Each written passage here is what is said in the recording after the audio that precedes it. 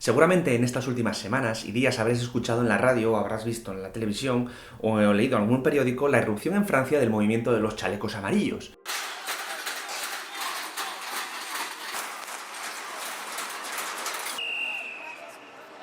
El cual, con sus reivindicaciones sociales y protestas por todo el país, ha puesto en contra las cuerdas a la administración del presidente francés Emmanuel Macron. Y sí, si no has oído sobre el tema, no quiero decir nada, pero ¿qué vives? ¿En una cueva? Dicho esto, este tipo de revueltas populares, aunque sorprendentes y llamativas para la opinión pública internacional, han sido algo bastante frecuente en Francia. De hecho, una de las más importantes y trascendentales de todo el siglo XX también tuvo lugar en ese país y pasó a la posteridad con el nombre de la Revolución de Mayo de 1968.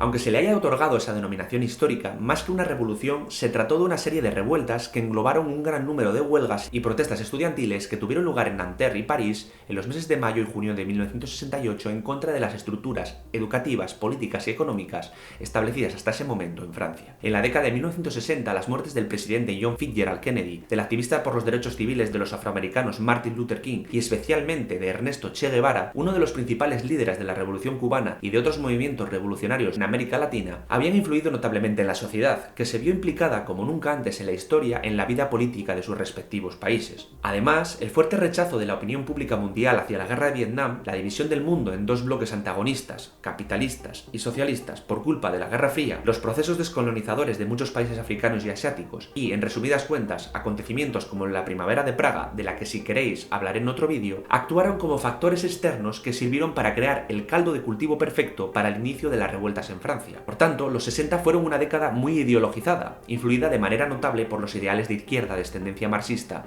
maoísta o castrista. En este sentido, Francia atravesaba un momento de graves problemas internos aumentados por el descontento de los trabajadores, que se sentían excluidos de los beneficios del crecimiento económico que tuvo lugar en el país durante los años previos, y el de los estudiantes, que en muchos casos tenían pocas expectativas de progreso personal y laboral. En este ambiente terminó por germinar un importante movimiento revolucionario que había de tener una enorme influencia en casi todo el mundo occidental. Pues bien, el 1 de mayo, con motivo de la celebración del Día de los Trabajadores, decenas de miles de personas se manifestaron en la Bastilla, lugar icónico donde comenzó, como ya sabréis, la Revolución Francesa de 1789. Al día siguiente, los estudiantes ocuparon las aulas de la Universidad de Nanterre y el 3 de mayo el conflicto llegó hasta la Universidad de París, la Sorbona. Sin embargo, la revuelta se radicalizó cuando la policía se presentó allí, cerrándola por la fuerza y deteniendo a 600 estudiantes. 2 días después, 4 de ellos, de los que habían sido detenidos, fueron condenados a 2 meses de prisión, lo que aumentó el malestar del colectivo estudiantil, que decidió elevar sus protestas un grado más, manifestándose el día 6 en la Sorbona cerca de 5.000 bajo el lema de «Libertad para nuestros camaradas». Los días sucesivos se manifestaron en el barrio latino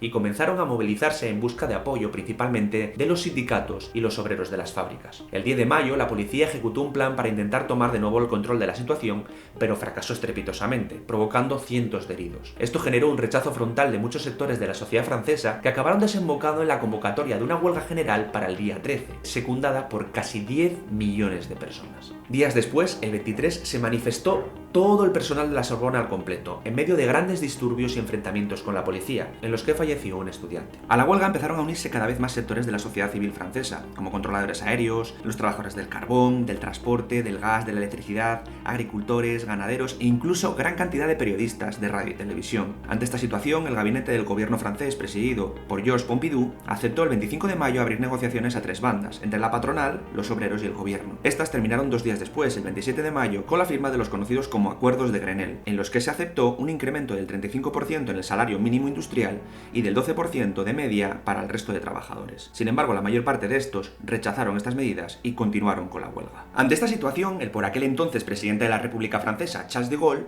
el día 30 de mayo decidió disolver la Asamblea Nacional y convocar elecciones en un plazo de 40 días. Estas se celebraron entre el 23 y el 30 de junio de ese año 1968, saliendo vencedor de nuevo el partido de Gaulle, Unión de Demócratas por la República, liderado por Georges Pompidou, con un 38% de los votos y 293 diputados. Por el contrario, el Partido Comunista sufrió un duro revés en su representación en la Cámara, perdiendo casi la mitad de sus diputados. Idéntica suerte sufrió la Federación de la Izquierda Democrática y Socialista de François Mitterrand, que también perdió la mitad de sus diputados, pasando de 121 a 61. Esto se debió principalmente a la radicalización de muchos sectores de la izquierda francesa que mostraron un rechazo absoluto por las estructuras políticas vigentes en ese momento, incluyendo estas a los sindicatos y partidos obreros ya existentes. Este estado de ánimo hizo que muchos trabajadores y estudiantes, si bien unidos por la animadversión hacia el autoritarismo que representaba de Gaulle, rechazaron también el liderazgo de los partidos comunistas y socialistas tradicionales, negando así su autoridad y retirándoles el apoyo en las urnas. Tras la votación y la formación del nuevo gobierno, tras las revueltas de mayo y el enorme descontento y malestar social que reinaba en el país, reconoció la necesidad de acometer reformas profundas a todos los niveles que remediasen y calmasen la situación. En este contexto, en abril de 1969, días antes del primer aniversario de las revueltas, se celebró un referéndum sobre el proyecto de regionalización del país y la reforma del Senado, siendo planteado por el propio de Gaulle como un plebiscito sobre su gestión al anunciar que abandonaría la presidencia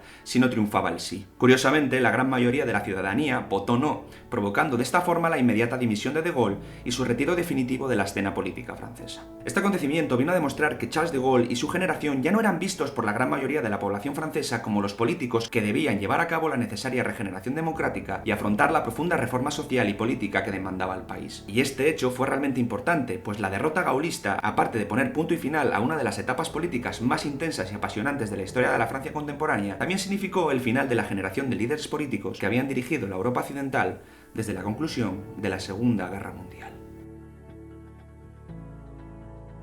Y hasta aquí llega este, digamos, mini vídeo de hoy. La verdad es que me apetece traeros con más frecuencia episodios de la historia, aunque sea de manera breve. Tenéis el cajón de comentarios para dejar vuestras opiniones, comentarios, lo que os apetezca, como siempre. Podéis darle a like si os ha gustado, compartirlo también en vuestras redes sociales y suscribiros al canal si no lo habéis hecho ya. Nos vemos muy pronto por aquí con mucha más historia en el Cubil. Un saludo a todos, cuidaros muchísimo, disfrutar de estos días. Aquí Peter. Chao.